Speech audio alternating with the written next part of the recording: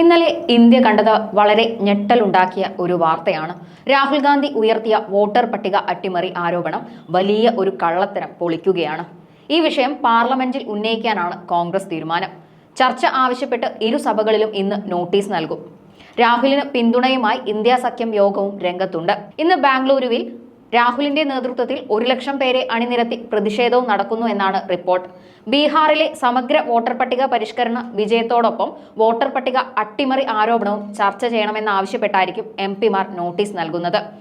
ഇന്നലെ ചേർന്ന ഇന്ത്യ സഖ്യ യോഗം രാഹുൽ ഗാന്ധി ചൂണ്ടിക്കാട്ടിയ വിഷയങ്ങളോട് യോജിച്ചിരുന്നു. തിങ്കളാഴ്ച തെരഞ്ഞെടുപ്പ് കമ്മീഷനിലേക്കും പ്രതിപക്ഷ മാർച്ചിന് രാഹുൽ നേതൃത്വം നൽകും. ബീഹാറിലും അടുത്തയാഴ്ച ഇന്ത്യൻ സഖ്യം പ്രതിഷേധ മാർച്ച് സംഘടിപ്പിക്കും എന്നാണ് അറിയുന്നത്. ആരോപണത്തിനുള്ള തെളിവ് രേഖാമൂലം നൽകാൻ ആവശ്യപ്പെട്ട് കർണാടകയിലെ ഹരിയാനയിലെയും മഹാരാഷ്ട്രയിലെയും മുഖ്യ തെരഞ്ഞെടുപ്പ് ഉദ്യോഗസ്ഥർ രാഹുൽ ഗാന്ധിക്ക് ഇന്നലെ കത്തയച്ചിട്ടുണ്ട്. മഹാരാഷ്ട്ര 5 വർഷം കൊണ്ട് ചേർത്തതിലും അധികം വോട്ട് 5 മാസം കൊണ്ട് ചേർന്നു. ഹരിയാനയിലെയും കർണാടകയിലെയും തെരഞ്ഞെടുപ്പ് തീയതികൾ മാറ്റിയതിലും സംശയമുണ്ട്. മഹാരാഷ്ട്രയിൽ 5 മണിക്ക് ശേഷം പോളിംഗ് നിരക്ക് കുതിച്ചുയരുകയായിരുന്നു. മഹാരാഷ്ട്രയിൽ 40 ലക്ഷം ദുരൂഹ വോട്ടുകൾ വന്നു.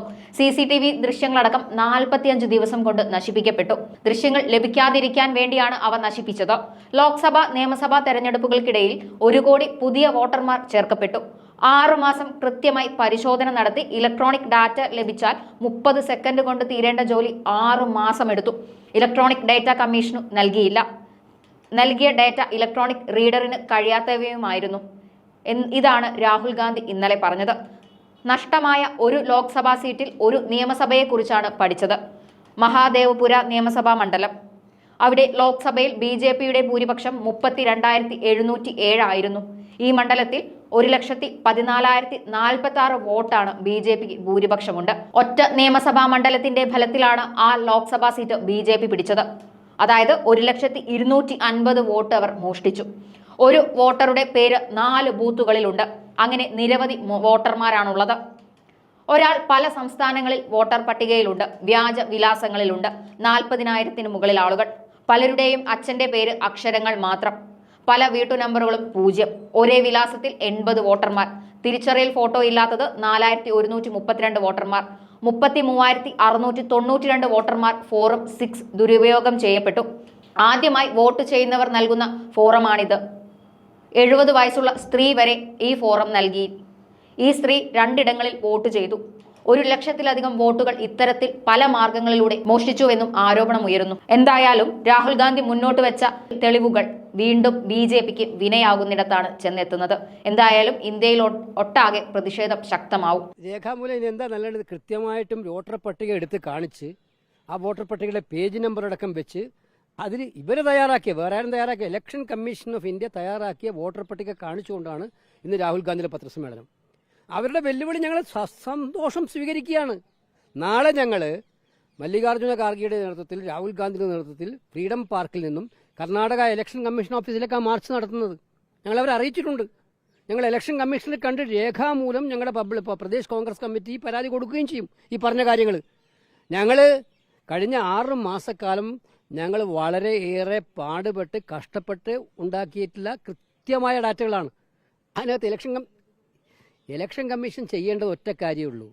ഒറ്റ മറുപടിയെ ഞങ്ങൾക്ക് കൊണ്ട് എന്തുകൊണ്ടാണ് ഇലക്ട്രോണിക് ഡാറ്റ വോട്ടർ ലിസ്റ്റ് കൊടുക്കാത്തത്?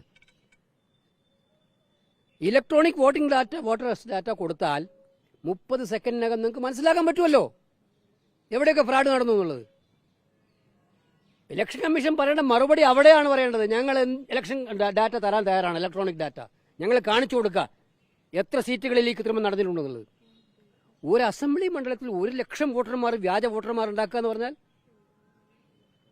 സത്യത്തിൽ നമ്മളെ മാധ്യമങ്ങൾ ഇപ്പോഴും ഇത് ഗൗരവമായിട്ട് എടുത്തതായിട്ട് എനിക്ക് തോന്നിയിട്ടില്ല. ഞങ്ങൾ എല്ലാ കാലത്തും നമ്മൾ പറഞ്ഞപ്പോൾ തെളിവെവിടെ? ഈ കൃത്രിമം പറയുമ്പോൾ ഈ തെളിവടക്കം ഞങ്ങൾ അണിനിരത്തിയിട്ടും ഇപ്പം എന്താ പറയുന്നത്? ഇലക്ഷൻ കമ്മീഷൻ കത്ത് എഴുതിക്കോട്ടെ. ഞങ്ങൾ നാളെ നേരിട്ട് മാർച്ച് നടത്തുകയാണ്. 11-ാം തീയതി നാളെ നേരെ ഇലക്ഷൻ കമ്മീഷൻ ഓഫീസിലേക്ക് MPമാർ മുഴുവൻ പോവാണ്. കേന്ദ്ര ഇലക്ഷൻ കമ്മീഷൻ മുമ്പാകെ 11-ാം തീയതി. അപ്പോൾ ഈ കാര്യത്തിൽ ഒരു സംശയവും വേണ്ട. ഇതൊരു ഡു ഓർ ഡൈ പോരാട്ടമാണ്. ജനാധിപത്യം സംരക്ഷിക്കാൻ വേണ്ടിയിട്ടുള്ള, സാധാരണ ജനാധിപത്യത്തിലുള്ള അടിസ്ഥാന സ്വാതന്ത്ര്യമായിട്ടുള്ള വോട്ട് ചെയ്യാനുള്ള അവകാശത്തിന് വേണ്ടിയിട്ടുള്ള ഒരു ജീവൻ മരണ പോരാട്ടമാണ് ഇന്ത്യ രാജ്യത്ത് നടത്താൻ വേണ്ടി പോകുന്നത്. നാളെ കർണാടകത്തിലെ ഫ്രീഡം പാർക്കിൽ നിന്നും 10,000-കണക്കിന് ആളുകൾ കർണാടക ഇലക്ഷൻ കമ്മീഷനിലേക്ക് മാർച്ച് നടത്തും. കോൺഗ്രസ് അധ്യക്ഷൻ മല്ലികാർജ്ജുന ഖാർഗെയും രാഹുൽ ഗാന്ധിയും നയിക്കുന്ന മാർച്ചാണത്. എന്നിട്ട് ഇലക്ഷൻ കമ്മീഷണർക്ക് ഞങ്ങൾ ഇത് കൃത്യമായിട്ട് പരാതി കൊടുക്കും. ഇത് അവരുടെ മൂക്കിന് മുമ്പിലുള്ള കാര്യത്തില് അവരുടെ മൂക്കിന് നാണമില്ലല്ലോ ഇലക്ഷൻ കമ്മീഷണർക്ക്, സ്റ്റേറ്റ് ഇലക്ഷൻ കമ്മീഷണർക്ക് പറയാൻ. അവരുടെ മൂക്കിന് മുമ്പിൽ നടന്ന ഇത്രയും വലിയ വെട്ടിപ്പ് നടന്നിട്ട് ആ വെട്ടിപ്പ് തെളിവ് സഹിതം കാണിച്ചു കൊടുത്താൽ ഇങ്ങോട്ട് വെല്ലുവിളിക്കാണ് വരേണ്ടത്, ഞങ്ങൾ അന്വേഷിക്കാനല്ല പറയേണ്ടത്.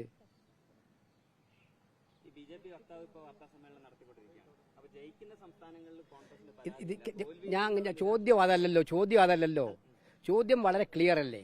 ഞങ്ങൾ ഇന്ന് കാണിച്ചിരിക്കുന്നത് ശരിയാണോ തെറ്റാണോ? നിങ്ങൾ അന്വേഷിക്കേ. നിങ്ങൾ ഇന്നലെ ജയിക്കുന്ന സംസ്ഥാനം തോക്കുന്ന സംസ്ഥാനം പറയുന്നത്